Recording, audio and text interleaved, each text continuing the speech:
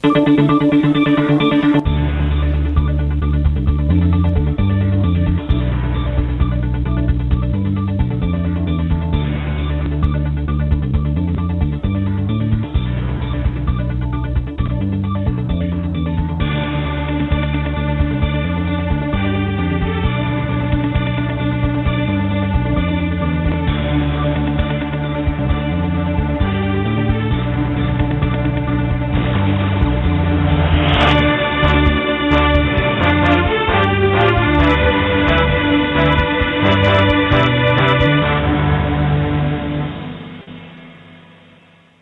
is no heaven, there is no hell, there is only this world and its dark reflection, and we do not know in which of the two worlds we are.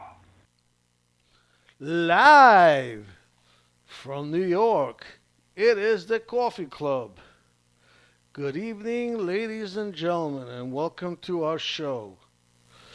My name is Felix, and our usual host or guest host, Mark, is not going to be with us today, but we are going to have a special guest host today, Dr. Don, who will be calling in a minute. You've probably heard Dr. Don a few times on the show before as just a caller, but today he's volunteered to be a guest host. So we'll be waiting now for Dr. Don's call. Also, tonight, we want to talk about the religions. Not your everyday religions that we all know of, but we want to go in to hear from people who belong to other religions. Now, we all know there's Christianity and Protestants, Jews, Muslims, Quakers, Mormons, what else are they? Jews, Buddhists. There's the Islamic religion, and there's little ones that are less well known, Wicca. Also, esoteric Christianity, Judaism. These are all religions. They're all recognized as being by government as being legal religions. Given to us. That right is given to us by the Constitution of the United States. And it's interesting. Basically everybody believes in a God, except for a few, religions who are more humanistic and believe in life. And that's it. They don't go any further than that. But, most of us do believe in something. And last show we had, we actually spoke about afterlife and what religions, believe if there's an afterlife or not. We know now that in the Judaic religion, some people think they don't believe in an afterlife. But we did some research, and to our surprise, afterlife is, a good part of the religion. It's there, just like it is in Christianity. And I guess Buddhists, I believe in reincarnation. Wiccas, I'm not sure what they believe in. I know I think they're more of believe in life now and doing good deeds now. But then there is other religions, I guess, like esoteric Christianity, which does believe in afterlife, but they didn't follow the path of the Roman Catholic Church. They went on their own path, and they've been around as long as any other religion. Uh, After that, it's up to you, the audience, to let us know about your religion and what your thoughts are. Now, tonight I really was not prepared to be doing this alone like this. At the last minute, Dr. Mark called me and he had a problem, an emergency in his house. He had a leak and he had to get a plumber in right away, and that's what he's doing right, waiting for the plumber. And as I said, we asked Dr. Don to come in and help us out a little bit because, as you folks know, this show goes on continuously. There are no commercials. There is actually nothing. It's live all the way through. And without somebody to speak to, the show becomes monotonous very quickly. So if Dr. Don, you're listening to this, it's time to call in. All right, so let's hear it. Meanwhile, let's see what we got for you tonight. We're sitting here. I don't know if people really know much about us.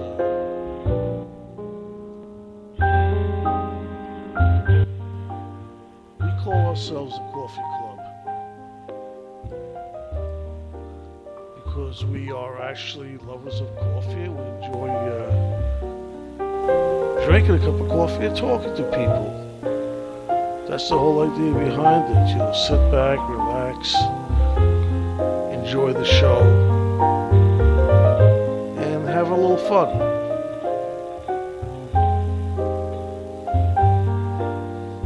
And I don't know if we're having problems with the phones. I see calls coming in, but then dropping. I don't know what's going on. That's the second call I've seen drop tonight. So I don't know what's going on. I wish I knew. As I said, this is the second call that I've seen come in and drop so far.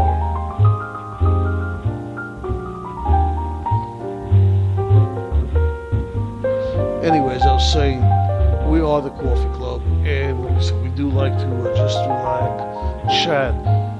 We're not, real authorities on a lot of subjects, but we do know a little bit of a lot of things. And what we're here is more to provoke thought, to make you think, and stimulate your mind, so you can think about what we're talking about and see what's going on.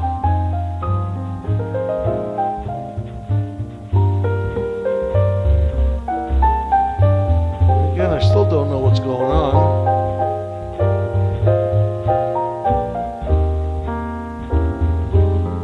Okay, I've got a call coming in. Let me grab it. Good evening. Hello. Hello. And who's this? Dr. Don. Our guest host, Dr. Don. And how are you tonight? I'm fine. Good. I don't know if you had I didn't have a chance to chat with you a little bit before. Today's show we were going to talk about different religions. But music loud, I can hear you. Okay, it's too loud? Okay, let me turn it off. We don't need it anymore. What I was saying today's... Okay, that's better. Today we were planning on talking about the religions, different kinds of religions besides just, the major ones and what they believe in and how people how do they celebrate their holidays, how they pray, just in general about different, their religions. And as always, we'll also talk to whatever anybody wants to talk about, which could be politics, which is one of our favorite subjects. And Right. Dr. Don, first, I just like, well, some of the people may not know who you are. Just give them a little background about yourself. Well, I'm a retired person who worked in the psychological community for several years. I worked at Queens College as a psychological consultant, counselor to students. I did that for 10 years, and after I left there, I worked in the corporate world, corporate America, as a psychological consultant to managers and executives, primarily ones who lost their jobs, and did that for several years, over 20 years. I was a consultant to people who in the business world who needed consultations and support in terms of not only finding new work, but also when they found new positions, to help them to continue developing their skills and so on. And most recently, just before I retired, the last about 7 to 8 years, I worked in the rehabilitation center in the nursing home environment, medical environment. So if you look at my career and background, was varied and quite extensive in terms of higher education, in terms of corporate America, in terms of the medical field. Now, I understand rehabilitation. I understand you're an avid reader. Yeah, I read a lot. Now that I'm retired, I'm lucky. I'm very fortunate. I've always been interested in reading. Interesting that early in my life, I think I might have been dyslexic. Frankly, I couldn't read that well, and when I was a kid, back in grade school, the teacher used to move me back of the class because I wasn't reading that well, and I guess I was a late bloomer. But as I moved through college and into graduate school, into later life, I became very curious, and I was an educator in a sense. My degree is a Doctor of Education, frankly, EDD, but I'm licensed as a psychologist in New York. And so psychology is really my profession. I also had a private practice for several years, so I have quite a varied. You might say I'm a GP, a general practitioner, as a psychologist. You're also involved with the Catholic Church for a while, weren't you? Yeah, when I was younger, before I got married, I married when I was age 30. I studied a lot of. I grew up a Catholic, and with all the sacraments, baptism and so on and so forth, and even got married. My wife is a evangelical Lutheran, but we got married in the Catholic Church, so she agreed to that, and her family, frankly, agreed to that. She comes from Cincinnati, Ohio. I met her when I was in a doctoral program there at the University of Cincinnati, and I was a Catholic up to that point. After we got married, can I tell you a little interesting, funny story? Sure, please. When we got married in my hometown in New Jersey, so she came back literally to New York to marry me, but we got married in my hometown in New Jersey. And the Catholic priest said to her, "You're going to bring up your children Catholic, aren't you?" And of course, my wife would not have agreed to that, and I didn't want to agree to that either. So she said to me before the priest, I was anticipating the priest was going to say, "You're going to bring up your children Catholic, aren't you? Catholic, aren't you? Otherwise, I can't marry you." Now we're going back to 1967, where things were more rigid and doctrinaire than they are now. And so my wife said to me, "What am I going to do when the priest says you're going to bring up your children Catholic?" And I said, "You know what you do, dear? You put your hand behind your back, you cross your fingers, and say yes." You know what she did? Exactly that. Good for her. The priest said, okay, before we sign on and we go into this pre-Cana conference, you know what that is, it's counseling before you get married, and this is all indoctrination in the Catholic Church and so on. And the priest said, okay, now I assume you're going to bring your children up Catholic. I looked at her. She put her hand behind her back. She crossed her fingers, and she said yes and signed the damn paper. And that's how we moved into it. Now, after we were married about a year, I had been reading and studying and going to retreats and so forth, and then I realized one day I could no longer be a Catholic. Oh. It's a long story, but and it's a long journey. But I realized that I could not really continue to practice being a Catholic. Did you? I'm still a man of faith. I've always been a man of faith. I'm a Christian. I believe Jesus was not only an important prophet, but I think, in a sense, and to this day, I believe he is a person that I want to follow. I wish I could emulate. I could never be that. I think he has more of a God presence than I do, or than anyone does. Now, whether he was divine and so forth, I guess I would, if I'm going to make a prediction, I would say, yeah, I think he is divine. So you can see that I'm clearly in the Christian fold. Yeah. Now, did you also study to be a priest for a little while? No, I think in one of our earlier broadcasts, I indicated I was thinking about being. I never did study to be a priest. I did a lot of reading. I did a lot of consulting with Catholic priests and friends who are deeply religious. But you have to remember something. My undergraduate was at a Lutheran college known as Uppsala, which is a Swedish Lutheran college, small college in Jersey. Huh. My doctorate is from Yeshiva, which, as you know, is a Jewish university. Yeah. Okay, so I've had quite an eclectic background in terms of religion, and I think there's no one religion that has any monopoly over the truth.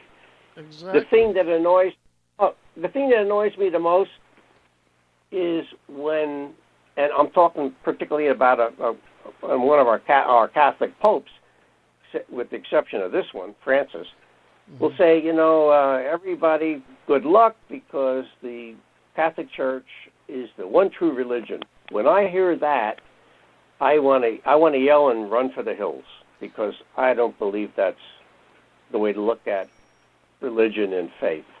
Well, kind of a synopsis of my background, huh? Yeah. Well, I'll tell you, my feeling is the religion is what's in your heart. You don't have to give it a name. I'm sorry, what? The religion's in your heart. What religion am I? Excuse me? I tell people, they say, what do you believe now? I'm a Christian. Yeah. I've been attending the Unitarian Church, Unitarian congregation, Unitarian Universalist. I signed the book, which means I'm a member of the Unitarian Church. But to me, the Unitarian congregation is very much like, it tends to be more secular, and it is a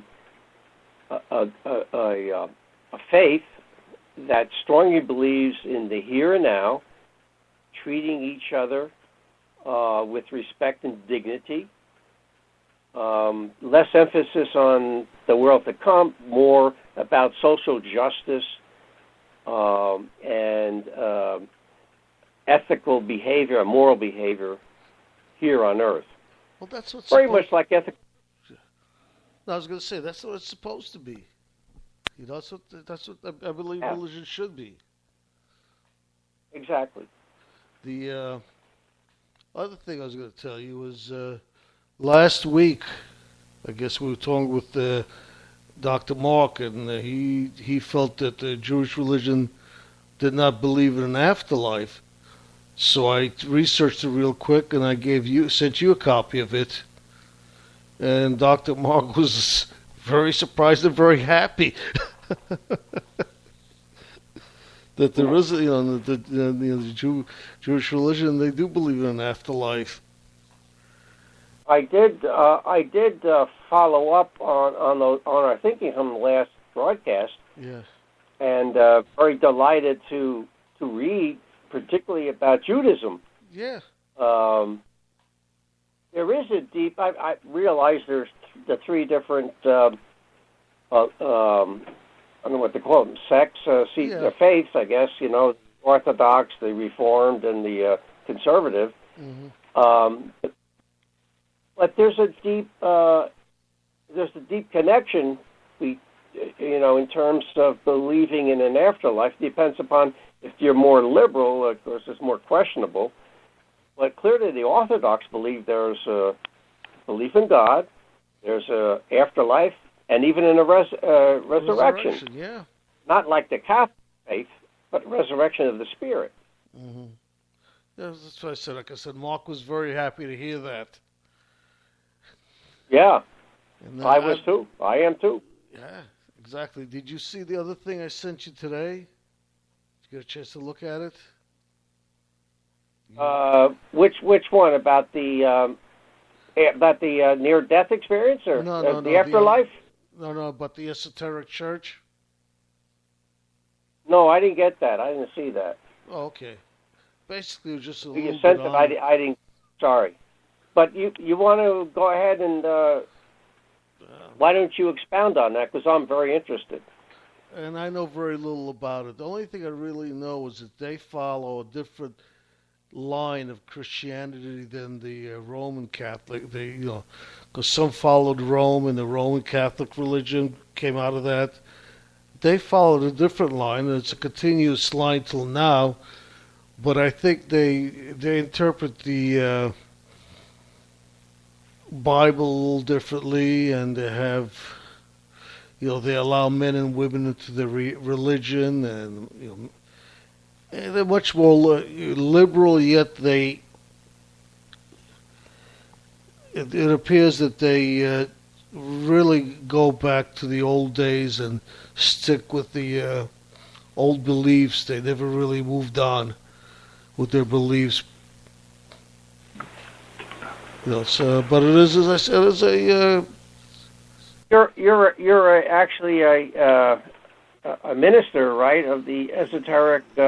Yeah, well, but it's just a title. It really doesn't really mean that much. It only means something if you do something with it. It's like being anything else. You can have a title, but if you don't use it, it means nothing. Now, I was reading up on it, and actually, if I want to get more serious into the church, there's a lot of studying ahead of me, and there's a lot of learning.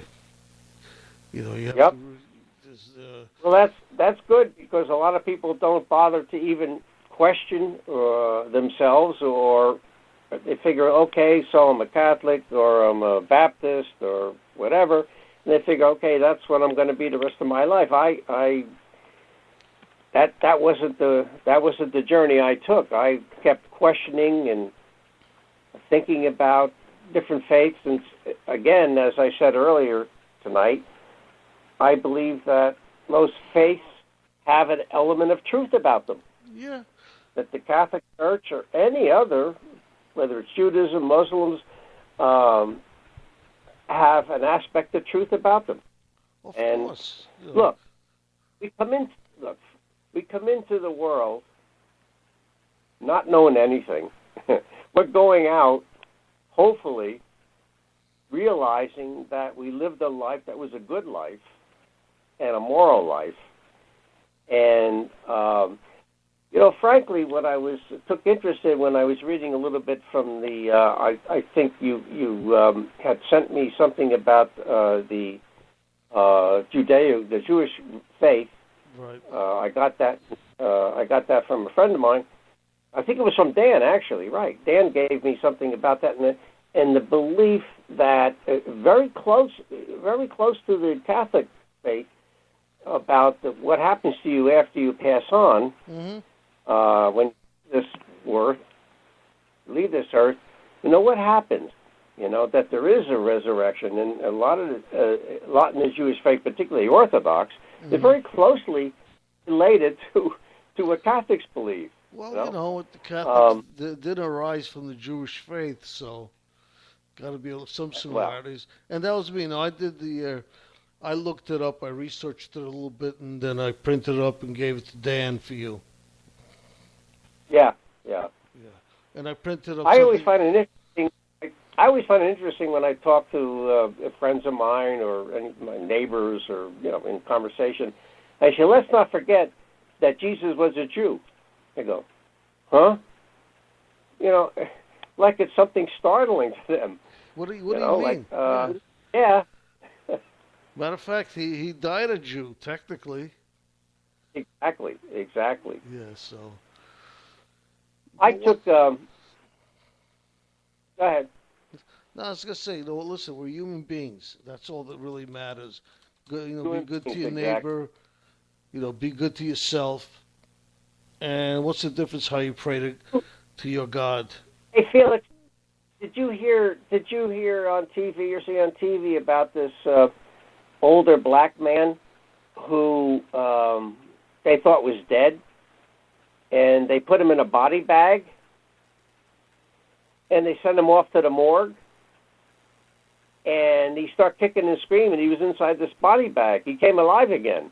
Oh my! Did you hear? Did you hear or see that on TV? No, I didn't. It was on just on tonight. Really? The reason I bring it up, talk about resurrection.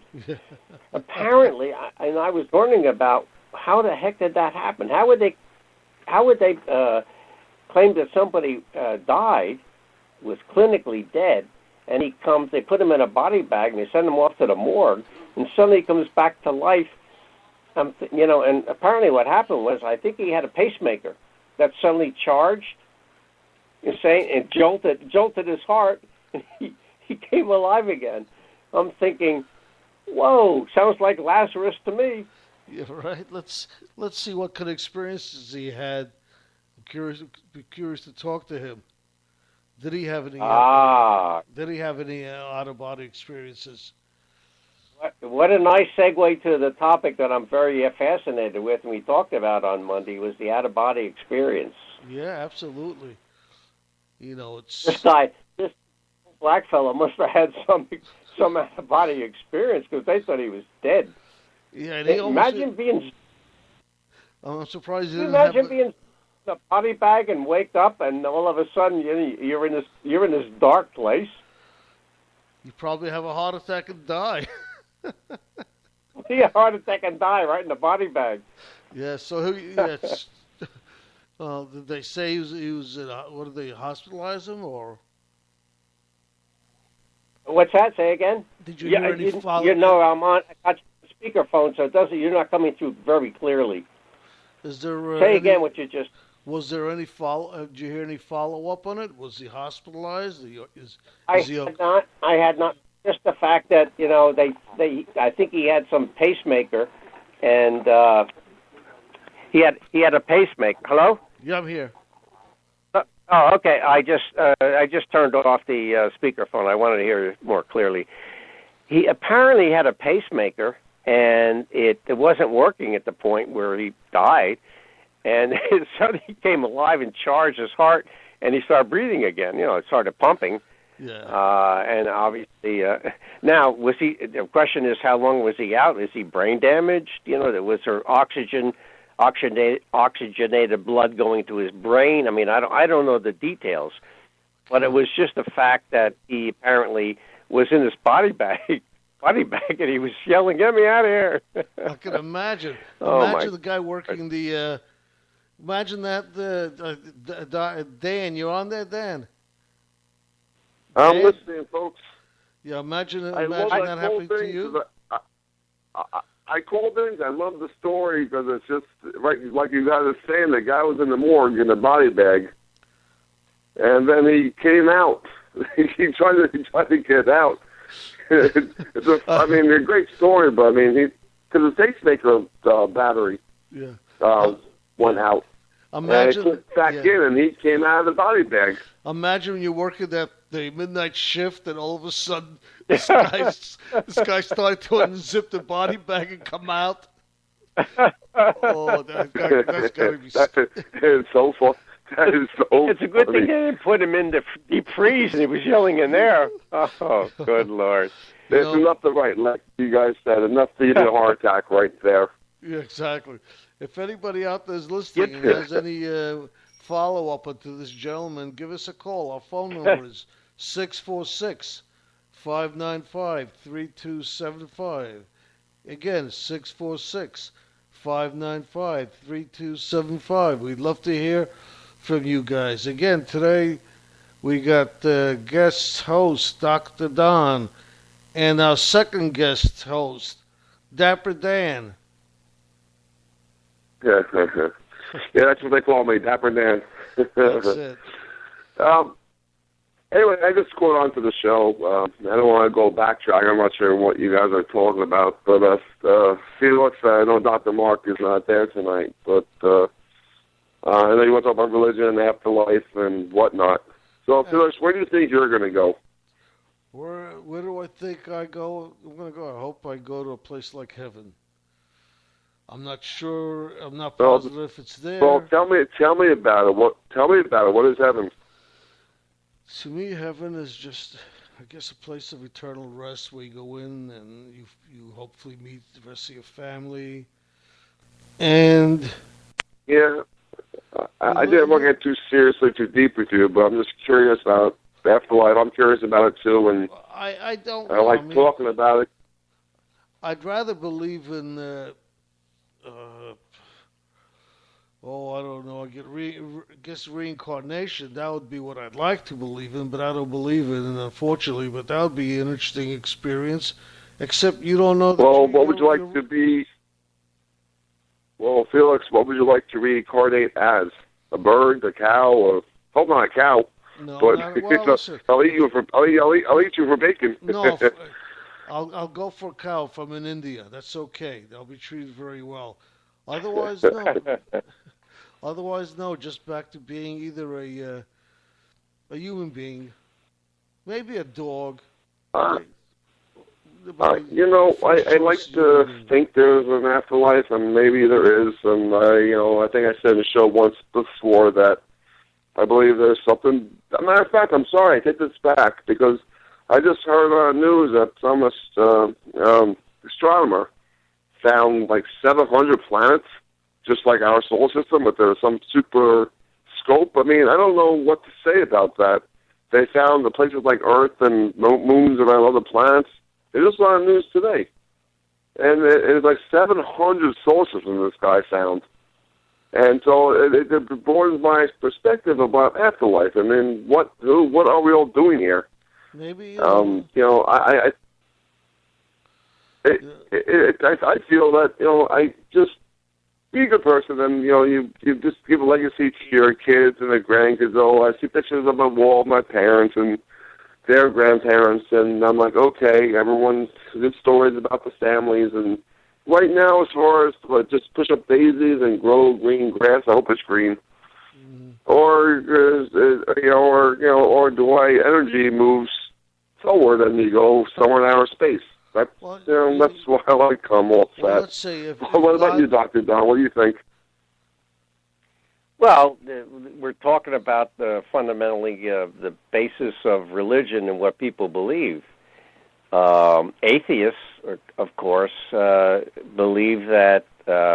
That's funny I say that they believe, but of course they have a faith that life ends.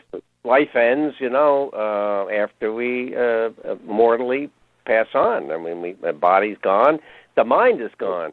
All right, so Dr. Dawson, why would an atheist go to a church or a Unitarian church if you don't believe? Okay. Like I thought we corrected it with the Jewish people. I thought they believed in nothing afterwards. Question. But I guess No. Good question, because at the Unitarian church where I go, and from what I understand others, because this is a relatively new congregation for me, people who don't believe in God or an afterlife, they believe what's important is how we treat each other.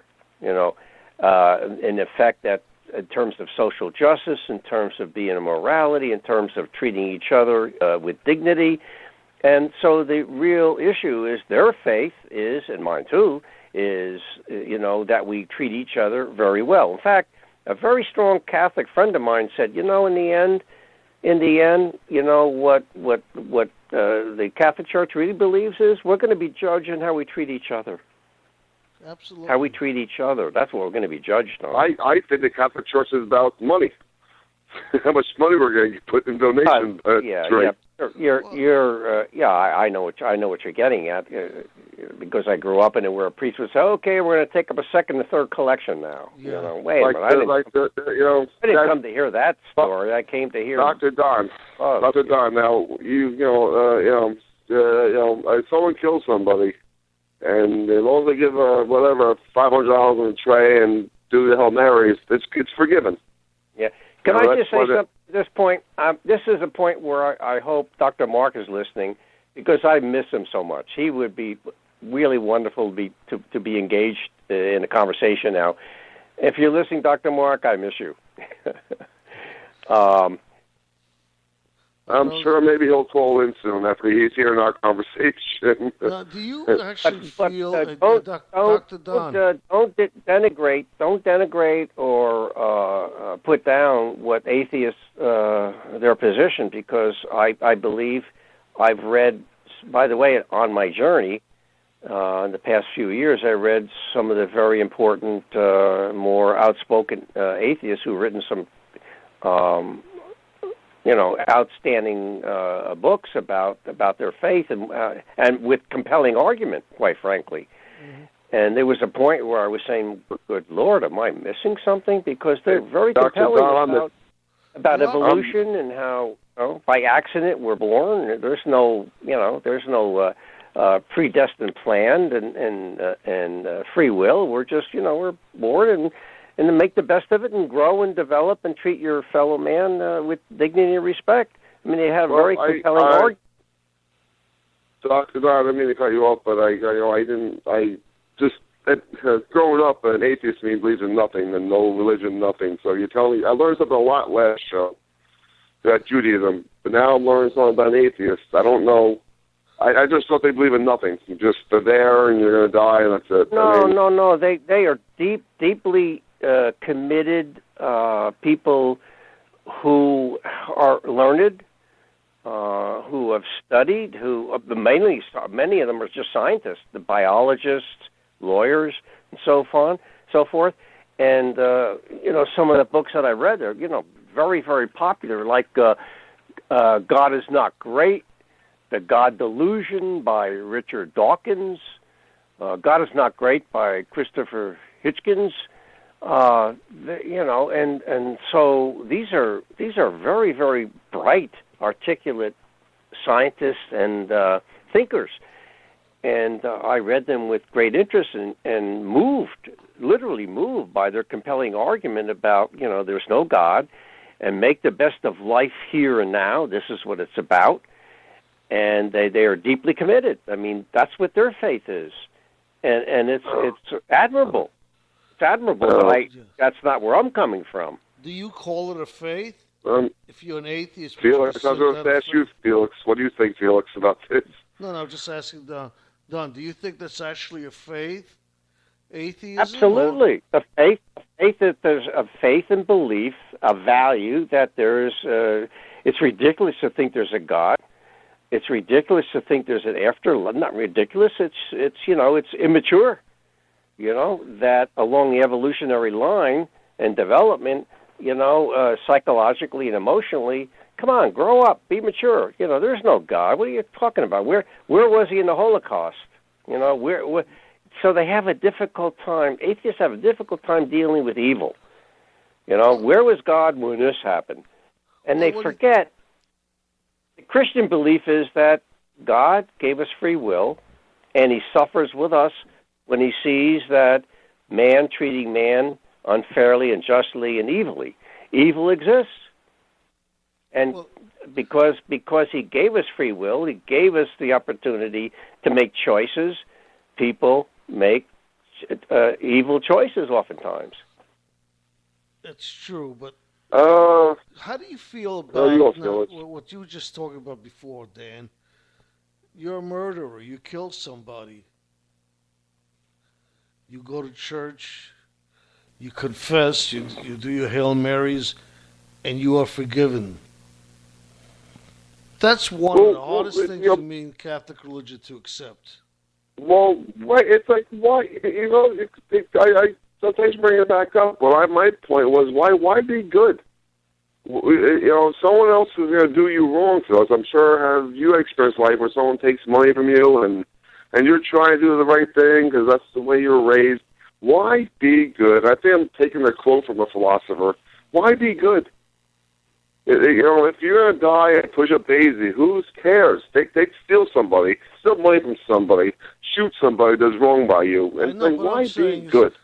Why does the Catholic religion allow a murderer to be forgiven? Don? Money. Hey, Don? It's money.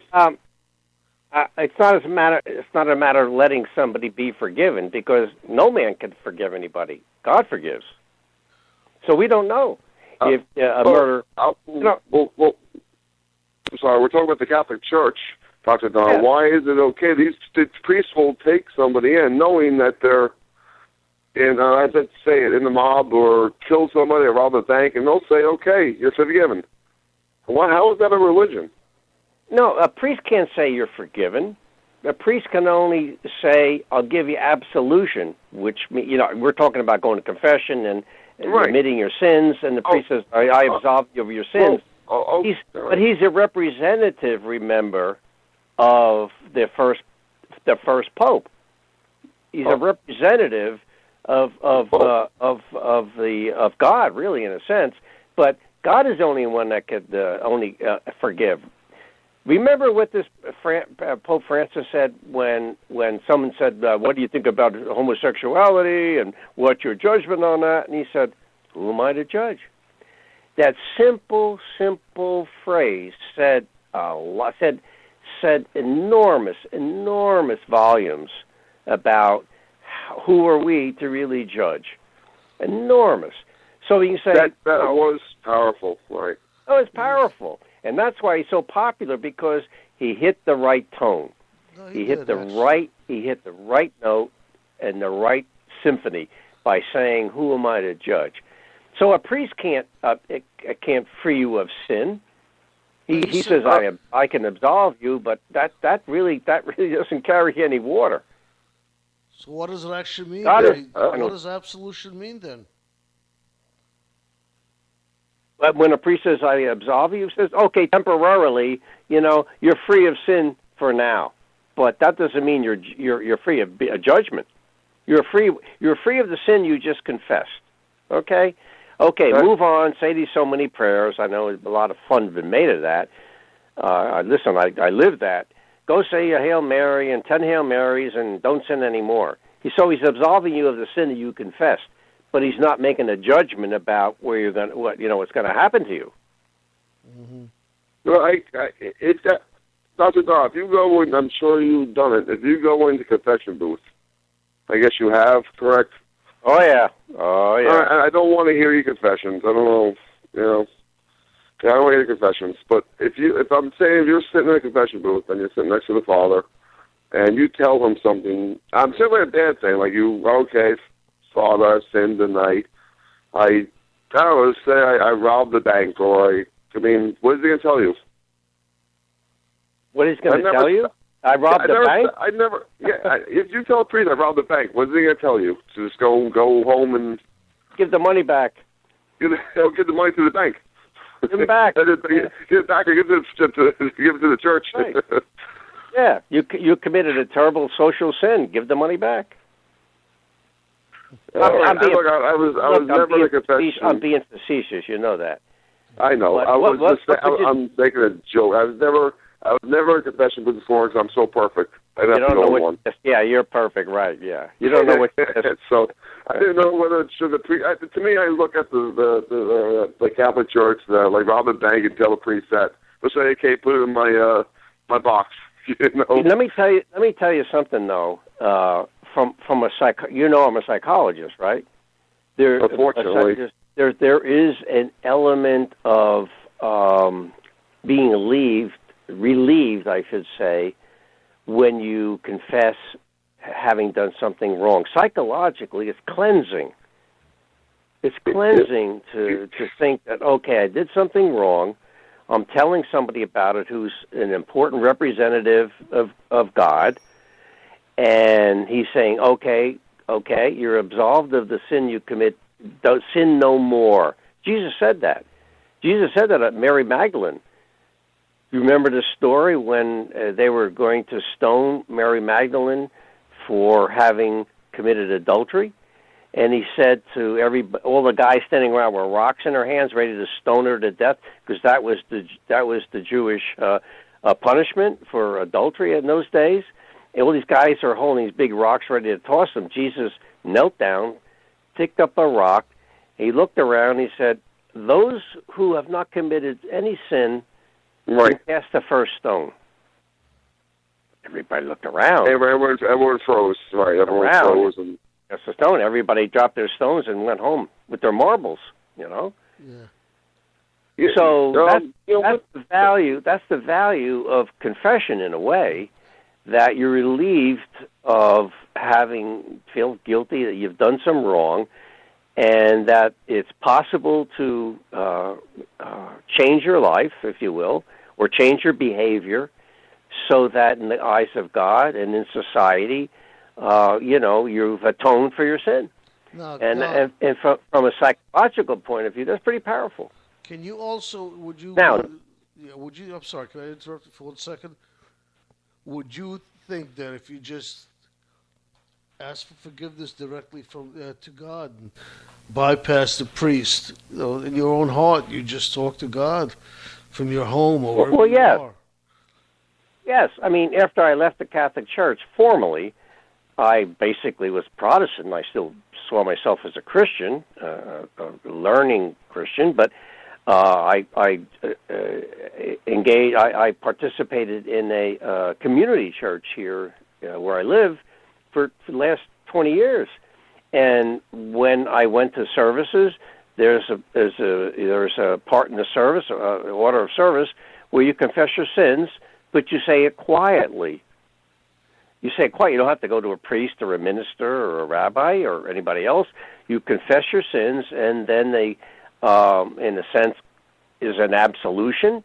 And then, depending upon what type of Protestant service it is, you can receive communion through bread and wine, or you're absolved and you move on in the service.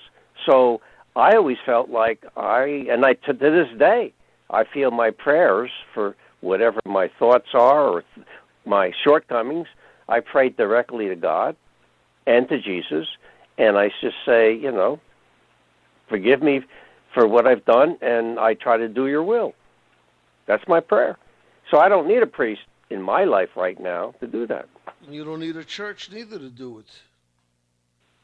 No, absolutely. Absolutely right. I prefer to have one. I prefer to be in the midst of like-minded believers. Well, so you could but no, I don't. I don't formally need a church to do that. You're right. You could do guys, Dr. Don, who? Go ahead, Dan. I'm sorry? No, Dan, start talking. Dr. Don and Felix, who owns the biggest real estate in the world? That is the Catholic Church. Church, yeah. So? Well, what does that tell you? It's not money. You can commit a crime and you're forgiven. Just donate money. That's why they have so much. Jesus was not about, go simplify this, the Indiana Jones movie, everyone was about the Holy Grail. It wasn't, Jesus did not take the golden cup. He was poor. So why the Catholic Church had so much gold everywhere and everything else? How did they get so powerful? Because they're a powerful institution. How? Because they're making people pay money to forgive their sins. You can go kill somebody. Felix, you're old enough to remember the movie The Shoes of the Fisherman. Mm-hmm. You remember that movie where this Russian, he was a Russian priest. He was in Siberia or wherever he was in the movie, and it's a novel, and it was made into a movie. And this Russian priest, or maybe he was a Polish priest, I don't remember. He was in Siberia back in the 50s, and he's called to come to the Vatican. He becomes the Pope. All right? And his thinking is so liberal and progressive. His thinking is, you know what I'm going to do? I am going to sell all the Vatican's values, the gold, the paintings, the art. I'm going to sell it and give the money to the poor. Wow, what a powerful message. What a powerful message. Of course, that didn't happen. It probably won't happen. But if Jesus came down to earth today, that's what he would do, in my mind. Yeah, he would sell all the riches, and he'd give it to the poor. You know, you should have all the priests walking around in a robe in sandals. Then that's it. Black sheets, white sheets, sandals, and that's it. You know, they all walk around. You know, they all live well, and you know, the Vatican is a country in itself, and a very rich country. And but to do that in my town where I live right now would be very painful. You know why? It's too cold. Too damn cold. It's too damn cold. Well, you know what? Yeah, as a priest, you should suffer a little bit. Well, a lot of them did. St. Francis of Assisi did. A lot of them. I tell you guys, I don't know. After talking to you guys, I'm maybe an atheist. Well, Dan, the world. This is about politics now. But America believes, Catholicism, Judaism. We're going to these countries that we don't understand the religion. They're poor. They pray to Allah, and we don't understand that. That's what that means. They're poor. They look for anything to, look for hope and everything. They pray to their God. So we going on Catholicism, Judaism, and or whatever else we have in the United States, and religion is based on money. Unfortunately, you're poor. You're living a different religion. See, Dan. I know. I understand where you're coming from, and to a great degree, you have an excellent point. A lot of what passes as either religion or politics is based on who has the money. Right? Okay. What was that movie, Wall Street? Greed is good. Well, that's. Yeah, I thought you were talking about Wolf on Wall Street. You're talking about what you're leaving out in your formula is that religion, as we're describing in a traditional sense, as it exists now, whether it's Christianity, Judaism, Mohammedanism, or whatever, Hinduism, whatever, we need to believe in something. We need guidelines on how to live in this world. Live in this world, in a world where we can love each other, where we can trust each other, where we can help each other, and develop each other, and that's where religion plays a valuable role. Dr. Don, look, I know what you're saying. I'm not going to fight with you too much on that one, but I just I think the economic how you are plays a huge role in what religion you believe in. And I think that how many people in the United States? 300 million or 350 or something like that? I don't want you to leave quite yet the online, because you mentioned something about who has the most money in the whole world, and you were in great extent. You're right. The Catholic Church is a very rich institution. On the other hand, what you need to balance your thinking about this is that also, particularly the Catholic Church, is the institution that donates and gives a lot of benefit and money to different organizations, different institutions who need support, financial support, and the Catholic Church gives an enormous. I'm sure other faiths do too, but since we're focusing on the Catholic Church right now, the Catholic Church, an institution, gives an enormous amount of financial support to many organizations, many different types of institutions that need support. So keep that in mind. Yes, it's a rich institution. Yes, it has a lot of its problems with pedophiles and homosexual priests and predators and so forth. You got to remember the other side of it is the balance of it is it's also an organization that donates and gives an enormous amount of financial support to people who are in great need. Well, Dr. Don, I agree with this. I will say, okay, you understand. But what there was a philosopher or a book. Can you be as good as evil? Who was that guy who said that? So the Catholic Church. Nietzsche? You're talking about Nietzsche? Nietzsche, yes. So can you be as good as evil? So the church can say, okay, give us money and we'll donate somewhere, but we're going to molest kids. I just don't buy it. The problem. Well, I respect your view. I may not agree with it, but I respect your perspective. I don't understand. Look, I know you respect my view, but I'm just saying, Nietzsche, man, I'm being as good as evil. He wasn't referring to the church as anybody in general, but I look at the Catholic Church, and I know they want money, and they will give you, Hail Marys, and they will let someone go by it. But then these priests are molesting kids, and they're committing crimes, and they're, stealing money, stealing the news.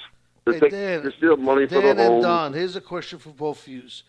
Priests have been committing a lot of sins with the adultery and with the kids molesting children and all that. And the Catholic Church has been hiding it.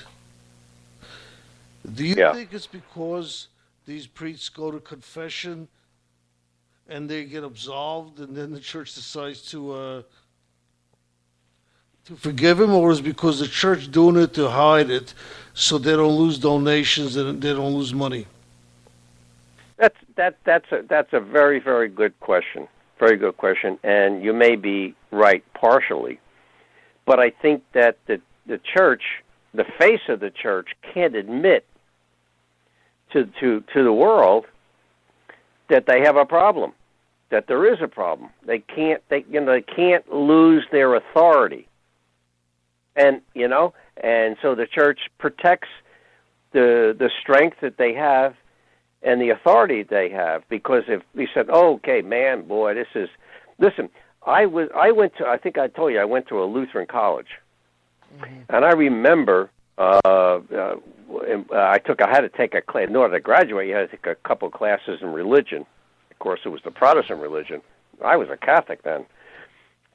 You might ask, well, what the hell are you doing there? Well, I mean, that's the college I went to, and so on and so forth. But I remember the minister saying, something about how the Catholic Church is dominated by their thinking that they're the true faith and that they're so authoritative, so dogmatic that they're corrupt. And anybody here in this class Catholic? And of course, I raised my hand. He said, "What do you think about that?" And I was humiliated. I was in a class of 30 Protestants, and I was the only Catholic. I think it might have been another kid. And I'll never forget that. I'll never forget. Probably that's why I went on my journey, because I think I might have been a sophomore and a freshman in college when I first encountered this. I'm talking about in the 1950s. This was not a sophisticated era as far as where I grew up. Yeah. This was not a sophisticated situation that I grew up in. So I didn't know how to handle that question. And probably I said to myself, I'm not going to be humiliated with this anymore. I'm going to learn. I'm going to learn about, how to answer that question. Therefore, that's where I am tonight. Well, listen, the whole to me, the whole purpose of life is to grow, enrich yourself, and learn. Once you stop learning, you die. So, we all have to keep continuing learning and keep moving on forward. We have to believe. But that's not. But yeah, I agree with you totally. But you know what? From a Catholic point of view, is where I'm heading now. That's not the main purpose in life. The main purpose in life is to serve God and to do His will. Then, secondarily, but closely related, is to do good to your fellow man. But the main purpose in life is to serve and do God's will. Now the question is, how do you know what God's will is? Exactly. And who is God? God's will is hopefully to do right, but to mankind. Or to accept whatever suffering you may have to face. Well, you can look at it that way for the afterlife on that conversation. I'm glad you mentioned afterlife. Felix. If I shoot somebody right now, someone walks in my home, tries to rob me, and I shoot him, am I going to go to hell? No, you're going to go to jail. Or jail. Hey, let's say, I don't know how much time we have left, but I did want to, since Dr. Mark's not here, I did want to get into the afterlife or the near-death experience. Mm-hmm. I just finished a book about a little boy who was almost 4 years old who had an appendectomy burst, appendix burst, right. and he nearly died. It was a very popular book, and it's on the bestseller list and been on for years, and now it's in paperback. I couldn't help but pick up a copy because that heaven is real. Are you familiar with that, Felix? No, but I'd love to hear about it. This little boy I think it was Nebraska, it must be about a decade ago now. His father's a Protestant minister, and his son he was sick. And they took him to the hospital or took him to the doctor said he's got the flu, but he actually had an appendicitis. Right. And so when the appendix burst, then they rushed him to a hospital, and the doctors weren't sure he was going to make it. And this 4-year-old had a near-death experience. He actually went to heaven. Now, I'm reading the book saying, oh, right, yeah, he went to heaven. But it's a fascinating book because he describes meeting his sister, who was a miscarriage from his mother. The miscarriage was before he was born. He meets his sister, and his sister in heaven, and his sister says something about I died in mommy's tummy. So anyway, that's one little episode. He meets his grandfather, and his grandfather says to him, "Yeah, I remember your father. I want you to say, I want you when you go back. You're going to go back. I want you to tell your father I loved him and so forth." He meets Jesus, and he meets all these people, and he comes back. But he was basically not clinically dead, but he was dying because they weren't sure they were able to save him. It's a wonderful, uplifting story about a little boy who was talking about his experience being in heaven, or the afterlife, if you will, and actually coming back. Now, I talked to a couple of Catholic friends of mine, and they said, I don't know, it's kind of it's not like the other book that I described in a former broadcast about Proof of Heaven, which was a neuroscientist who was in a coma for 7 days. He described his afterlife, his near-death experience. But between these two books, it's rather uplifting, and it sort of salves my anxiety about dying, mm-hmm. and it's uplifting and hopeful that, you know what, there is something else that goes on. Now, the Jewish faith believes that, the Catholic faith believes that, and I believe a lot of other religious faiths believe, except for Buddhism, believe that something continues after this mortal life. Mm-hmm. I just wanted to get that in this evening. Felix, if you're going to reincarnate into a bird or something, hang up the phone. Who you are going to? Or a cow. I told you. I got more. Look, if you're reincarnate, you know what you believe in, I'm hanging up the phone if you're going to turn into a bird or a cow or a horse. I told you if I Okay, Dan, continue on your journey. Yeah, right. That's not my journey to be a bird or a squirrel. Okay. Well, Dan, what do you? No, listen, you've been pumping us for information. How do you feel about afterlife? I want to I'm pumping you guys first. Now, look. If you look, it's hard. Felix, if you this is morbid, but would you want to be cremated or just put 6 feet under, or would you want to be in one of the mausoleums? I don't know, maybe it's a tough question, but cremated, buried 6 feet under, and high up in a mausoleum. Nope. Does it matter to you, or? I don't think it really matters because I think I'd rather just be buried, but I don't think it really matters because either way. I tell you, I'll leave that. Either way, if you have a soul and you are, you do go to heaven. I don't believe it matters because the soul is not, it's the soul will. Well, I agree. I agree with Phyllis. Yeah. Well, you know what? Dust to dust. Yeah. We're coming into life as from nothing, and eventually we end up bodily, mortally, nothing. The most important thing is what continues afterwards. That's really the question. Is there an afterwards, and what is it like? So it doesn't matter where you get cremated or mausoleum or buried? No. What does it matter? I mean, you're going to be buried in the ground. You're going to rot, 100 years. If you're cremated, it does matter. It does matter because money-wise, it's cheaper to get cremated. From your financial point of view, right. In fact, that's what I decided to do myself. As a matter of fact, is to be cremated. I think does the Catholic religion allow cremation? I don't even know.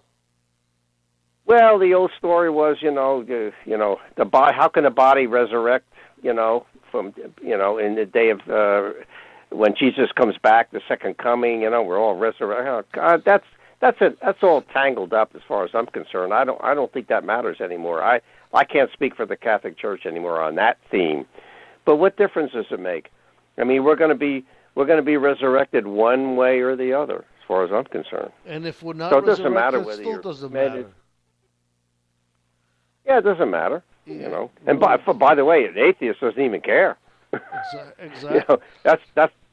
That doesn't make any difference. An atheist says, "You're gone. You're gone. Goodbye." Actually, what I think it would be very nice if they put me on a raft like they do in some of the other religions and sail me out to sea. You put you on fire? The Viking death. Vikings, yeah. Did you see that movie with Burt Lancaster? I think it might have been his last movie called The Rock of Gibraltar. Did you see that movie? His last movie, I think it was called The Rock of Gibraltar. I saw where he wanted a Viking. Is it The Rock of Gibraltar or something about Gibraltar? I saw that. Yeah, I saw that. It's one of my favorite movies with Burt Lancaster in it, and he talked to his grandchildren. It was his birthday, actually. Felix, do you know what I'm talking about? Yeah. The movie? Mm-hmm. Yeah. Where he talks to his grandchildren about the Viking burial, really, where they put the body into a boat, sent it out to sea, and they set fire to it. Right. And if you remember the movie, that's exactly what happens. He dies on his birthday when they were celebrating his birthday, and the kids, his grandchildren, actually kidnapped the body, and they put him in a Viking boat that they had constructed from an old rowboat, that the kids found earlier in the movie, and they actually light a fire, and they actually, I think they put kerosene on them, and they push them out into the ocean, and the kids were setting fire to the arrows, and they were shooting the fire arrows into the boat, and actually you see the boat get set on fire, and he's actually having a Viking burial. Very interesting movie. Dr. Don, I did see I didn't read the book or I saw a movie, but what's the resemblance of setting a boat on fire, the body What's a on cremation? fire in the river? But it's a ritualistic and a beautiful cremation. It has to be done at sunset.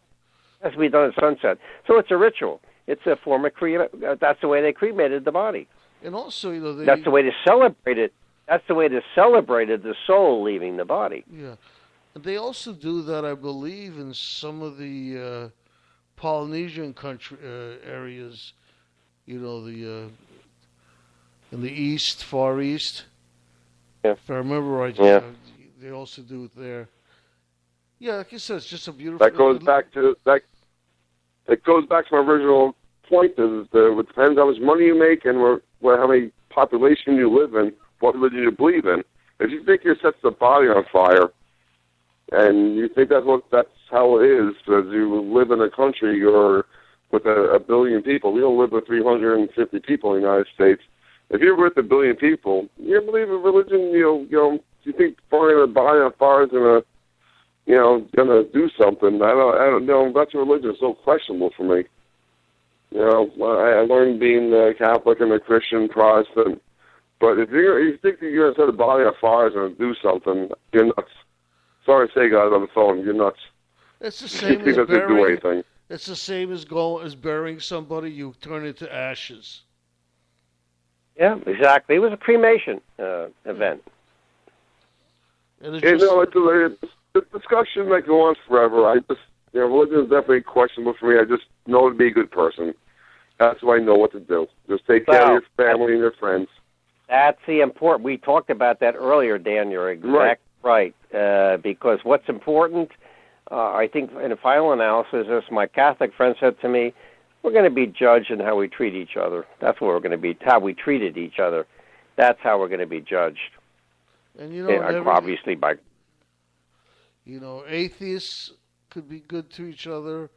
Catholics, Muslims, whoever you are. It's, if your heart is good, you're a good person. Then if there is an afterlife, you will go up there. And I believe if you were rotten all your life, I don't care how much you went to church, you're going to rot in hell. Mm-hmm. Well, I wonder where Hitler is. Hitler? That's an interesting one, but look, Hitler, that's a whole different story, but, Hitler, look, he was protecting his country. I mean, he was nuts, obviously, what he did, but, I mean, he was devastated. He was protecting his country. How was he protecting his country? His country was getting hurt by the Jews, because they were taking control of the money of his people, of his state. So and look, it's horrific what he did, obviously, but he was upset. Maybe gay, who cares? But he was protecting Germany, his country, his homeland. So the Jewish people were controlling the money for him. I don't know if you got him nuts. Yeah, Hitler. Yeah. Oh, Hitler. Okay. I mean, he wasn't protecting his people. He was garnering power. Right. He wasn't protecting us. He thought. So why did they hate the Jewish people then? Oh, Dan, that's a whole different topic. That's a whole other ball of wax, right? That's a whole other ball of wax. Listen, all Sorry, I can tell you right now. Show. Next show. Yeah, I believe his eternal death is a whole bunch of Jews chasing him with little spears and just keep going after him. Yeah. Wasn't there a rumor that he had a Jewish uncle or grandmother or something, that he was part Jewish, that he was actually denying? I read that somewhere. I didn't hear that once. Yeah, no, I read that somewhere, that it's somewhere in his background, his history, whether it was grandmother or his great aunt, or I don't know who it was, but he was partly Jewish, actually, is what I heard. I didn't. Wow, that's interesting. I didn't know that. Hey, Don, aren't we all partly Jewish? I guess so. Oh, absolutely. Hey, I guess so. Listen, Adam and Eve weren't Christian at that point, you know. Yeah. What were they? Jeez. Well, you know, we started off they started off as Hebrews, then they became Jews, and from Judaism and Abraham, other religions came. So we're all brothers, we're all sisters, we're all part Jews. Well, that's the goal that our team here. Just we're also take care of each other, and whether no what you believe in, just take care of one another. The problem is, this is coffee club. Where's the coffee? Where's the coffee? I don't know if there's no coffee club here, Felix. Well, you know, Mark is making it somewhere, but he's not serving it. Where's Dr. Mark? One of his jobs, and his primary job, is to make the coffee. Believe it or not. Yeah. When he first... Well, he's not serving any. I don't smell anything. No. I have to, before we leave, I want to express a deep respect for the Jewish religion, because one of the things, because I was reading a little more from the internet, Googling it, both the afterlife, what the Jewish people believe in the three different sects, but I deeply, deeply respect the Jewish faith in terms of their emphasis on learning. And from what I read, I think it's called a mitzvah, where if you want to get to heaven, somebody asked the question, how do you get to heaven? How does a Jewish person get to heaven? It's by studying the Torah and doing good deeds. Yeah. It's called a mitzvah, I think it's called. Mitzvah. And mitzvah, yeah.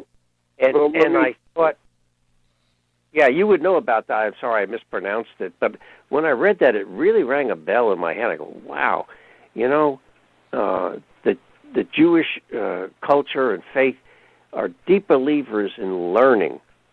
And of course, my degree is doctor of education, so I have a deep commitment to continue to learn, and grow and develop and pray for wisdom and understanding about what life's about and our purpose here. And when I read that for a Jewish person to get to heaven, in a sense, is by studying intensely the Torah and doing good deeds. I thought that was profound. Simple but profound. Well, here's something else everybody in this world has to realize. We all come from the same place, and we all go to the same place. Same place, right? No matter what religion. Well, the same place. The same place we're working on. Where do you go to the same place? Where do you go? We all come from ashes, or nothing. We go back to ashes. All right. Yeah. Well, right. We know that saying. Ashes. We know that. But Dr. Don, when you say about Jewish religion about doing good deeds, where did good deed? What a good deed. But then where did that expression come from? No good deed goes unpunished. But Dan, actually, it's also a Christian value that we love our neighbor, and that we help people who are in need. That we respect. But why is it that you do a good deed and you get somehow it kicks you in the rear? And we all know that. We've all done that. Why does that happen? I love doing good deeds, but why does it come back and kick you in the rear? Because that's the way life is. That's the way That's the way humans are. We're talking about something at a higher level, Dan. I know that. I'm not higher level in terms of we're talking about if we're going to be judged someday. What are we going to be judged on? We're going to be judged on how we treated each other. And how do we treat each other? By helping each other, by being empathic, by understanding, by serving others. And that's what we're going to be judged on. So it's, we hurt each other, we do terrible things. There's evil we're talking about evil. There's evil in the world, yeah. But the question is if we can overcome that by being what we're saying, a good person, a person who really is focused on doing what is right and good. Well, what is that? You know, it's really being good to each other. Yeah. You have to take care of your family. I don't look. I don't know about you guys, but I believe when I take care of family and your closest friends and just friends too, business partners and whatnot. But why does it seem like it always hurts when you do it? It's just something doesn't seem. I just hope I go to heaven and have a good life and have 7 virgins. Life is not perfect, and there's a lot of injustice and a lot of evil in the world. I just don't know. I don't. You know, look, I do believe in something after me, and there's something bigger than me. But I can't explain a good God as far as Sandy Hook, what happened up there. But I don't understand it. Why would God do that? Don't tell me God, gave us. I just don't understand it. I'm a good person. I take care of everyone I can take care of. But Sandy Hook, why don't use God as like, oh, He gave us. You're questioning why there's evil and suffering in the world. Right. That's a good question. Why is there evil and suffering in the world? I can almost not justify but the Colorado shooting in the movie theater. Okay, you're talking about adults and stuff, but why children? That's why I question my religion, my faith, and is there a God or Jesus? It sounds like you're placing the blame on him. Why did he do that? Why did he do that? Why did he? Children. What you're saying is, why did he allow for it to happen? Right. I can justify a lot of crimes and stuff like that. Some psychos, but children. I mean, come on. And then you ask me. Then you were on the phone saying, "Do you believe?" You asked me my religion. Do I believe in God? After Sandy Hook, no. No God would do that. Children. They God didn't do it. They got shot like 3-4 times. You're mixing up your thinking here. God didn't do it. As Felix said, unfortunately, God allows it to happen because we've got free will. God didn't do it. But God, my knowing God, as I was taught in church, my God is all good, all will, and a good God. Why would He ever allow something like that to happen? You asked me to believe in God, and I'm going to say no. Is there something bigger or better than me? But a God would not allow a shooter to kill. I don't blame I'm not for the NRA. I'm not for guns and all that. But it's a painful issue, and you're raising it in a painful way. You're actually right. You're thinking from an atheist. You're thinking from an atheist point of view. Would those you ask those parents, their kids that got shot 4 or 5 times, is there a God? And I'd love to hear the answer from them. Not love. I hate to hear the answer from them. Well, listen, there's that's going back to religion. I mean, God. I mean, Jesus. These are kids. These 4 or 5-year-old kids. Got shredded in bullets. Well, listen to me. That's one of your questions. There's an old story about 2 old Jewish women, both Holocaust survivors, talking to each other, and one says, "How could there be a God? How could to let all this happen? I don't believe in God anymore. How could that happen?" And this other woman says, "Well, thank God that He let me live so I could tell the story and it doesn't end with me." So, it's just a different way of looking at things. I know, Felix, what you do. Let our politicians, help us solve these problems. I don't know. After Sandy Hook, I was questioning religion, faith in God and Jesus and everything. I just don't see it. I'm sure, Dan, you're not alone, and you're not alone in your thinking and in your belief. In your questions. Certainly not alone. Dr. Don, I'll still believe it. I'll still be a good person and help thy neighbor, and I'll drive someone down the street they need help, and walk 4th Street, or Any money I have, I'll give. But, after Sandy Hook, that really just rocked my world. Children. You're not alone. You're not the only person that feels conflicted about it. You cannot control others. The only person you can control is yourself. Do the best you can. Well, I agree, but as a human being, and that's all you can do. You do your best. There's nothing else we can do. I do my best, but I don't.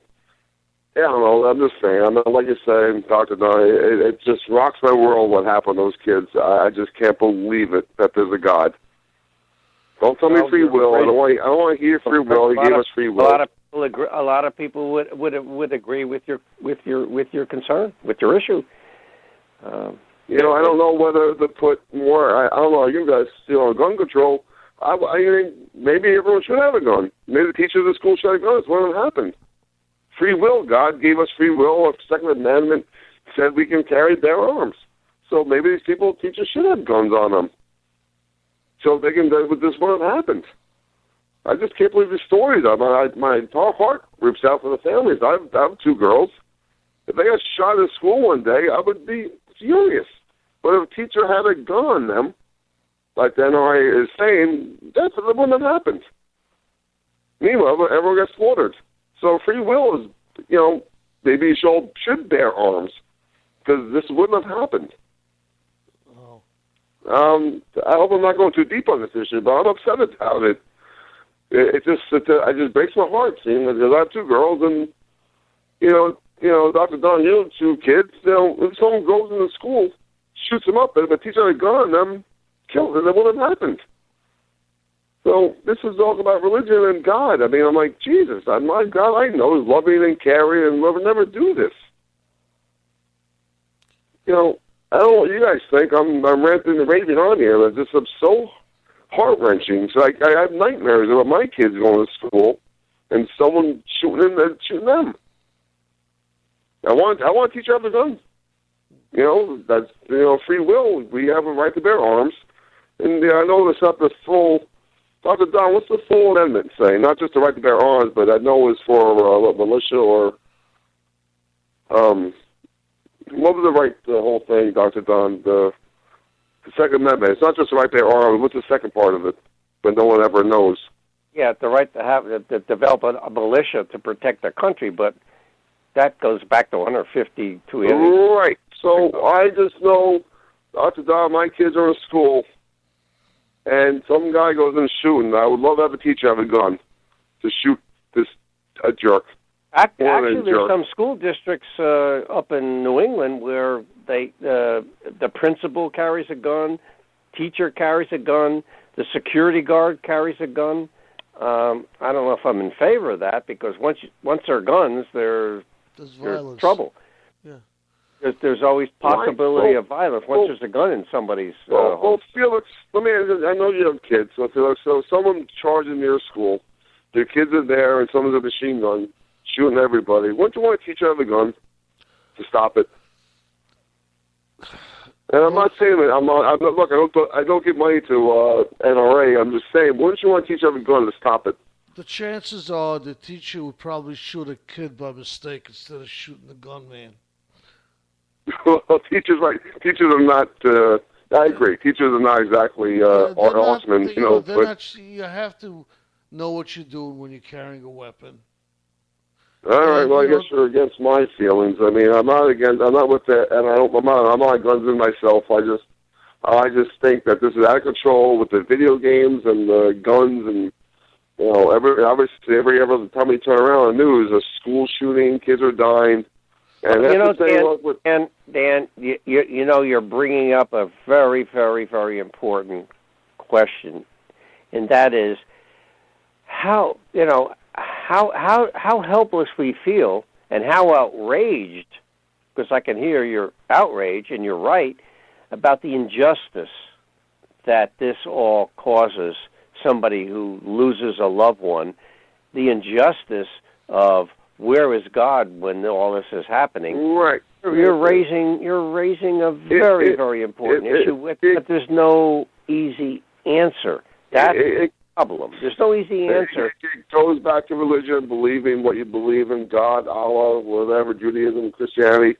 I just don't see a God in all this. I don't. Well, I mean, that's why some people, that's why there's atheism, because where is God when all these evil things are happening? Why doesn't he intervene? He intervened early in the Old Testament when he intervened into history, and he saved the Israelites when they escaped from the Pharaoh and they were crossing the Red Sea. He intervened. He helped them. He helped them wherever. Where is he? Where was he when the Nazis were cremating and killing the Jews? Where was he then? So you're raising a very, very important question. Okay, now here, guys, for both of you, what religion, with this like Sandy Hook, what religion would say, oh, the children that died, oh, God wanted them, for that other reasons for them? No, and I say that's BS. Yeah, no, a lot of people say, oh, children, no. You can't say God wanted them today. Oh, no, yeah, Dan. God wanted them today. No. What religion does that? I don't think that God, I don't know God's mind, but Dr. Don, a lot of people think that. They'll say, oh, well, God had a hard calling for my child. A lot of people who got shot 5 times. A lot of people say it's God's will. And there's a reason for, there's got to be a reason. People use that as the excuse. I've heard it before. Right. Well, is a religion excuse for what's going on? People just say, hey, okay, God wanted this to happen. This is what he wanted.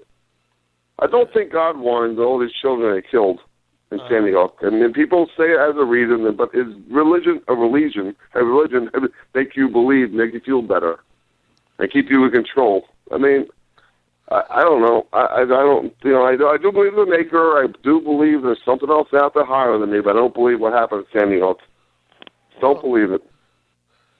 Basically, the church and religion's based on faith. If it was based on purely fact, then we wouldn't believe it. But it's faith. Felix, how do you have faith when all these children died? How do you have faith in something? I can see. I hear Dan wanting to believe, but he can't in the face of what he sees. Yeah, no, and that's right.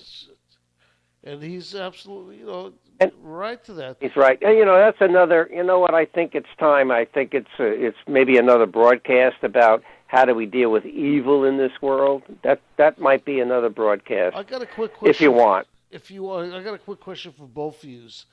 What do you feel about the death penalty? I'm actually all for it. As long as it's done, as long as the guy is proven really, truly guilty. I mean, it's eye for an eye. If you kill somebody, you're going to die. But the problem we have is that people are getting sometimes put to death and not just, not rightfully so, wasn't correct. But you shoot somebody, you're going to die. Shoot them, kill them, and inject them. What do you think? Eye for an eye. That's what I believe. What do you think, Don? Well, I'm not an eye for an eye belief, but it's a complicated issue. What worries me is that people who have been and had been on death row, we later find out that they were innocent, through DNA. So I take a very cautious view on executing somebody. On the other hand, I have a deep aversion for someone who was a serial killer and let them live to their life out. I believe there are probably some exceptions that people should be released of life who've taken so many lives. But I just think it's a very complicated issue, and I have a hard time thinking about executing somebody who might be innocent. That's kind of like where I am. Well, I what about you, Felix? I don't feel right about executing or killing anybody. So, but I do think that that the prison could be a living hell for them, and they suffer a lot of. I appreciate. I understand that you have every right to have your opinions, but then you put this guy. Suppose he just shot some young 30-year-old woman. Raped her, killed her, shot her, guilty as sin and everything. I mean, just cold out. He got caught cold-handed. So now we, the state, have to pay for them to sit in jail for 60 a year. That's our tax money. Just kill the guy, you know. Do you know what it costs? Dan's right, listen, I'm getting ready to retire, but my thought on the issue is, I wondered if I were a sharpshooter or a Navy SEAL who's sent to Afghanistan to assassinate one of the bad guys, leader in the Taliban or Bin Laden, and I got him in my crosshairs. I mean, that's taking a life, Now, this is a bad guy, right? But it's still a human being. Now, would I be able to pull the trigger on someone like that? That's what I wonder. Would I be able to do it? I guess I would. Yeah. I would be. I don't know why you even asked that question, Dr. Don. I'd be trained, wouldn't I? Yeah, I can't believe you're saying that, because if it's true, all the conspiracy theories, could be conspiracies. But if he really was Bin Laden and took down Twin Towers and shoot him, and he did it, I wouldn't even think twice. I think I would too, but I might think twice. Let me say my good night and wish you a wonderful snow-laden weekend, because there's supposed to be another storm coming. I know. And Dr. Don, we appreciate you calling in and helping us out tonight. Well, it was really a pleasure. Always wonderful. I wonderful talking to you. I did miss Dr. Mark, but we had a fascinating conversation. I appreciate it. I'm going to tell you one other short story. You know, when Dr. Mark first came here, he wouldn't go on. He just sat wouldn't. He just sat in another chair and wouldn't talk. Yeah, now you can't shut him up. Now I can't shut him up. We did tonight. Yeah, I guess okay, so. Have a good evening. Good weekend. Thanks. I'm not done, Felix. You going to go? Don, good night. I'm not done with you. I'm not done. You got to go? I'm here. We're good. What's up? Oh, okay. That's all we had to do. Well, you have to go off the air. But, it just, you spark something with me. That's why I like your show, because you just spark things about God and religion when Sandy Hook and them. Well, I'm not feeling too well, but that's when I don't believe in God, when that happens. You're entitled to your beliefs. The whole concept of the show, when I first started it, was just to make people think. That's it. Right, it does. It makes people think. And, I think that every time I do something good, something bad happens. I don't know why. I think everyone's like that. Just, no good deeds go unpunished. Well, listen. So I don't understand. Yeah, teachers run out of school, and they're getting shot and killed, trying to help the students and the kids, and they're getting shot. I mean, what? The teachers are trying to protect the students, they're getting killed. I mean, it makes no sense. It doesn't, but, I don't know. I know. I'm not even a gun person. I don't like guns. I just think that maybe we should think that NRA should, maybe in our crazy world that we live in, unfortunately, that, maybe the people should carry more guns to stop the crazy people. Like the guy and the two cops that got shot on the bus. Yeah. In the city, this happened, I think, yesterday. A city bus, New York City, and two rookies. They're just 2 months off from the academy. Some problem happened on the city bus. Chased the guy. The guy turned around, and shot the cop. And, it's just these guns. I mean, you just have to, unfortunately, protect yourself. I know Second Amendment right went out of control, but unfortunately, you got to protect yourself in this day and era. Second Amendment just changed. I mean, it's there for a reason, but man, you got to change the amendment because it's have to protect you. It's the Wild West. You got to protect yourself. I'd like to see more guns taken off the streets. Look, I don't know. In a perfect world, nobody should have a gun other than cops and military. In a perfect world. Of course, this fist fighting, that's how things were solved, on a fist fight on the street. phone bothers you or something. But the world changed. Yeah, do you know for a long time in England the police didn't carry guns? Yeah, they carry the whatever, batons or the sticks, whatever. The billy stick, that was it. Whatever you want to call it. Right, the billy stick, right. Yeah, that's all they carry. But, I like the amendments and everything and the Ten Commandments, but, unfortunately, technology or the world has changed. It just changed. And there's no amendment for Bernie Madoff sitting there and ripping off billions of dollars of people. I don't think the forefathers saw that one coming. Yeah. So he gets in jail, but there's no, it's good. It's a good rule to follow, Ten Commandments and the right to bear arms. But things changed. I mean, Jesus, they've changed. The more the change we have to, the better we have to be. Right. Well, I'm worried about with politics and stuff. We're counting on them to do changes, but it just seems to get worse. We get the George Washington Bridge shut down with Christie.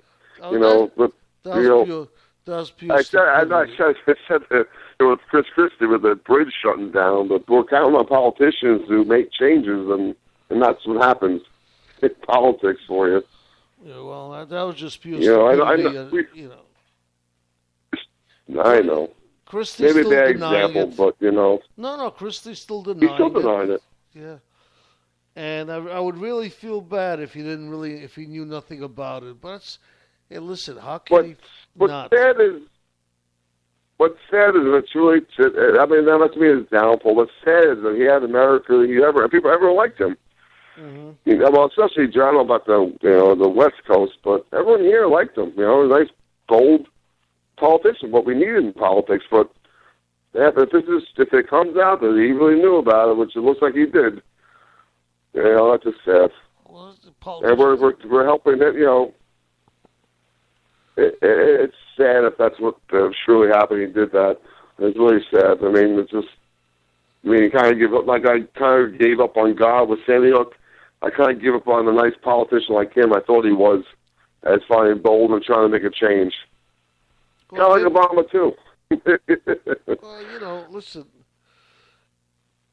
I mean, there's no excuse for doing what he's doing, what he did. If he did it, there's just absolutely no excuse. And as far as Obama, I think in his heart he thinks he's doing the right thing. I think. I think, right. We think Obama's doing the right thing. We all believe that there's hope, thing back when he came on. We all hoped that things were going to change, but it never did. It got worse, actually. Yeah, I think he wanted to do the right thing, but he didn't have the power or the backing to do it, or the votes in Congress or Senate to, make the changes he wanted to do. And everything, the Obamacare really just got him out of whack. I mean, that really just sunk him. And who cares about whether he's born in Hawaii or he's born somewhere else? Who cares about that? It wasn't that. I mean, he's under attack all the time, but this Obamacare really just flopped. No, I agree with you. And it's a good idea. It's a good idea that was just implemented wrong. And maybe he will be able to change it in a few years, like Dr. Mark always says, where it'll actually work out and it would be better for everybody. But yeah, it was just displayed to us and throw it out maybe too quickly, or just not throw it out right, or the wrong way. But I think it sucks. It really does. You didn't consider so many other factors and people in unions and cancel insurances, and people pay more, some people pay less. Some people like it, some people hate it, and it just wasn't done right. Hey, listen, if it benefits you, you like it. If it hurts you, you don't like it. It's right. Simple. Right, exactly. To me, I don't. Not to mention the pain in the butt to even try to get onto it. Listen, it benefited me. It benefited me, but I don't agree with it the way it's being implemented. I'm telling you, I talk to everybody. Some people, like you're saying, I'm only paying $100 a month now. This is great. Some people say, damn, I lost my insurance, and now I got to pay $100, $200 more a month. So, That's what I I don't know where, I hear it all around. Some people love it. You benefit from it. You love it. If you don't, you hate it. So No, well, I just don't think it was done the right way. Well, I told you, I'll take it a step further. I don't agree with it, Right. but I benefited from it, but I still don't agree with it. But I would, if I was in cabinet with him, I would sit down with Obama and his staff, and I would say, okay, everyone pays the same. Everyone pays whatever if you could afford it. I mean, the problem is some people have to pay $1,000, some people $100. If there was a way to just go, okay, everyone pays whatever, $200 a month. Whether you have kids, whatever you have. Choose your doctor. I'm just throwing a number out there. It's probably too low, but if you want to pay $300 a month, or $350 a month, whatever it is, it all should even out. Well, listen, it should be where it should be where the people who have less money pay less and the richer pay more. I mean, that would be sort of fair, I guess. I think the problem is people don't like the socialism part, is that we're turning into that type of state or country. That we're being told that we're all the same and we can't make money and we got to put into this system. We don't like government. Nobody's saying that. I love how I bet they brought it up on another show. I love how Canada does it. Not that I love Canada's politics, but how they do it is correct. Taxing healthcare when you buy something. Okay, so you're buying watermelon, you're buying a banana, you're buying a can of soup. Okay, so you're poor, obviously, that's what you're buying. Okay, you got a dollar tax on your food. A rich man goes to a restaurant and puts $1,000 on the table. Okay, you're paying $100 health insurance. Whatever you're buying, they tax your health insurance, but everyone's covered. Everyone has one universal card. There's no like Oxford Blue Shield, or it's all the same. You go anywhere you want to. If you're rich, again, I can say it again. That's how they do it. I experienced it twice. Yeah. Well, that's went to a restaurant. We had wine. We had food, and it came to whatever $200-$300. Okay, it said food, tax, and then it said health. And they charged. I think it was, if I'm not mistaken. Hopefully, maybe some of your listeners might want to correct me. I think it was 5% off your bill. On your bill for health insurance. But that's a socialistic. So if I spend $200, I got to pay 5% for health insurance. 5% of $200 goes to health insurance. Hey, and if a rich guy comes in, pays $1,000, 5%. Dan, you got to remember off your bill. That's very socialistic. Yeah, that's what we don't like. Americans don't like. But we all want health insurance because I know Obama's trying to do the right thing. But I think that is probably the best way to do it. You want to buy whatever. Want to buy a Mercedes? Okay, there's health tax. Someone's buy a Hyundai? Okay, you spend that on the health tax. Yeah. No, so, listen. I think that's. I personally, I think they should get rid of the income tax completely, and just make you pay. Oh that's nice, but I don't know if that's going to work. No, and make you pay a tax on everything you buy, except for maybe food. Right, make it right. You can do the same thing. It's right. It'll work the same way. But that's the problem in America. They don't like someone telling you what to do and controlling your money. You're right. I agree. And that's not a bad idea either. Just instead of income tax, just right. Okay, you buy something and there's your tax. Okay, rich guy's gonna pay a little more income tax than someone's gonna spend $1,000 on the grocery. Okay, you're gonna spend that much. Someone buys $100 on the grocery, you're gonna pay that much. Just think about it. But, I think that's the best way to do it. But Obama, if I was in his cabinet, that's what I would do. That would eliminate. Canadians seem to be happy and healthy and living longer than us. That would eliminate it's just a good way to do it. But we're Americans and we don't believe in that. That would eliminate people worrying. Dan, quiet for a second. That would eliminate people worrying about drug dealers would pay the taxes. Everybody would wind up paying taxes, no matter who you are. If you're going to spend $1 in the United States, you're going to pay taxes. And I think we would collect a lot more because a lot of people are doing things to avoid paying taxes. Now with that kind of system, You can't avoid it. You go out, you spend $1,000, you're paying But whatever is the percentage you're paying, and that's it. I'm a definitely conspiracy theorist, but what keeps the jails going is kids selling pot in the streets, getting in trouble.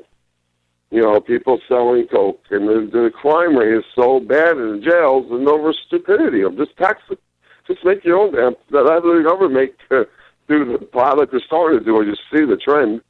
States are selling, some states are selling legalized pot. I tax it then. So there's no drug dealers, no wars in the streets. I don't know, that's a weird one for me to say, but you stop the war on drugs, tax it. Manufacture pot and sell it. Now, obviously, with limited quantities, but I mean, geez. No, so the minute you tax everybody, the drug dealer will be paying taxes because the drug dealer still goes out and buys things. The more he makes, the more he spends, the more taxes he pays. You don't have to worry about it. I just... There'll be no more jobs off the books because it doesn't matter. Again, the problem with our United States or American thought is capitalism, make as much as you can, greed. So, if we make, the old jails and the police, and they make all money doing these things. So if you legalize all these things that he busts people for, guns and pot and cocaine and whatnot, there's no reason to have these cops on the streets anymore other than patrol car, and give you tickets for speeding, No reason for it. Then they lose that's the whole broad thing you have to think about how our economy lives. We make money on crime. Just think of all the money we save by getting rid of the IRS completely. No need for them anymore. Oh, no, there isn't. There wouldn't be. Oh God, so many famous people went away to jail over the IRS with Wesley Snipes, the actor. He said, let's get rid of the IRS because it's just a joke. Right, I agree with you. Just tax everything on everybody. And I mean, but again, we don't, America, we don't believe in that. And I don't know whether we should turn to believe in socialism. We're doing it now. There's taxes on everything we buy. Increase the taxes on what we buy.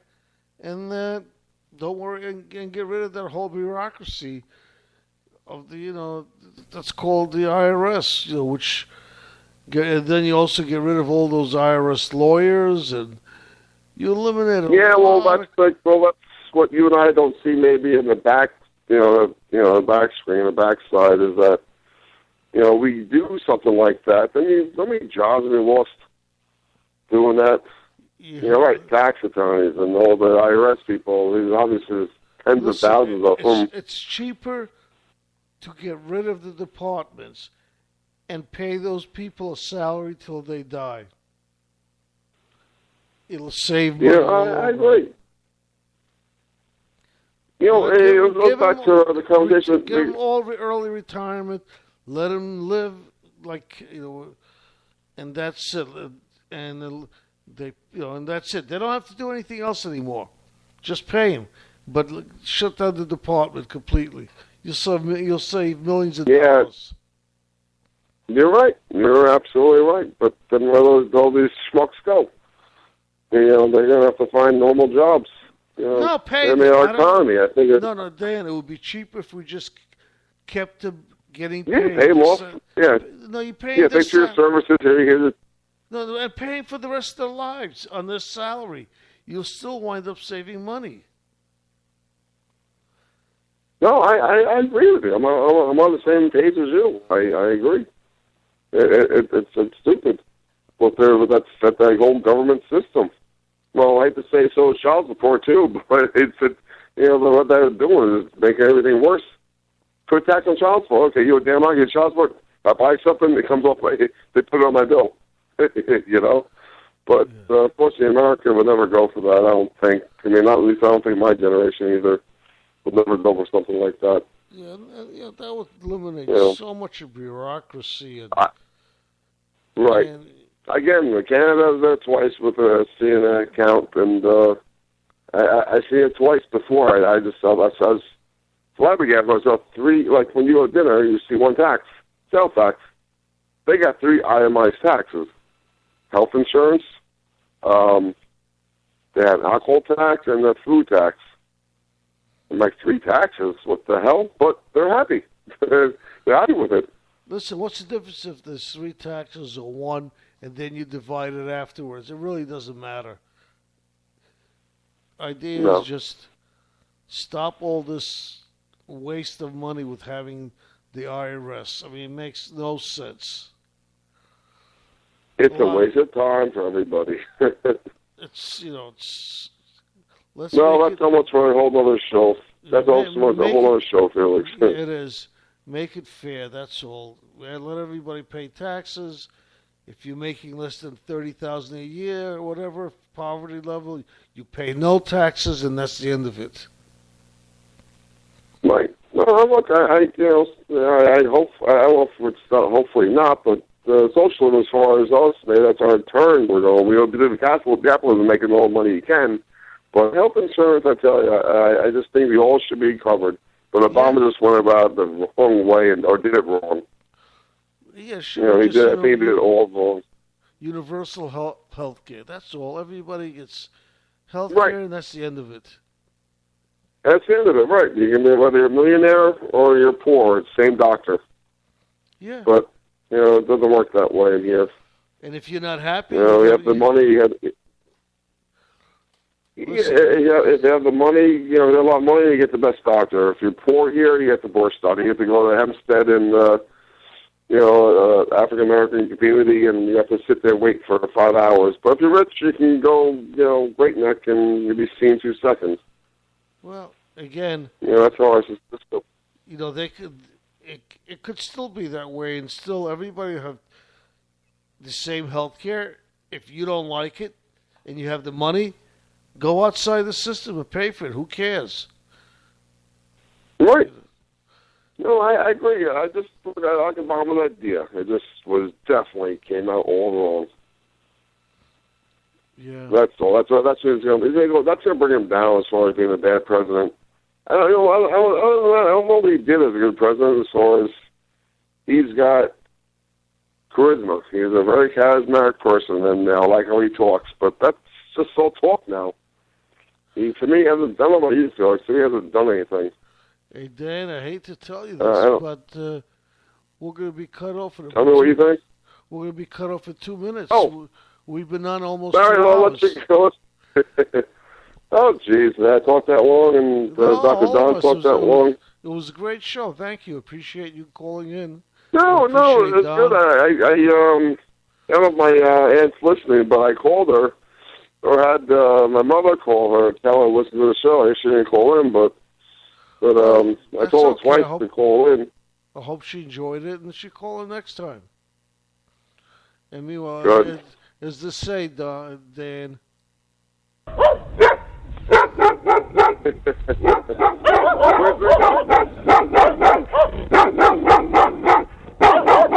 want the toilet flush. Time to feed the dogs. I want the toilet flush. You want the toilet? Oh, can you do that? All right, here we go. I want the toilet flush. 90 seconds. Here we go. That's it. All right. With that flush, I'll say goodnight, Dan.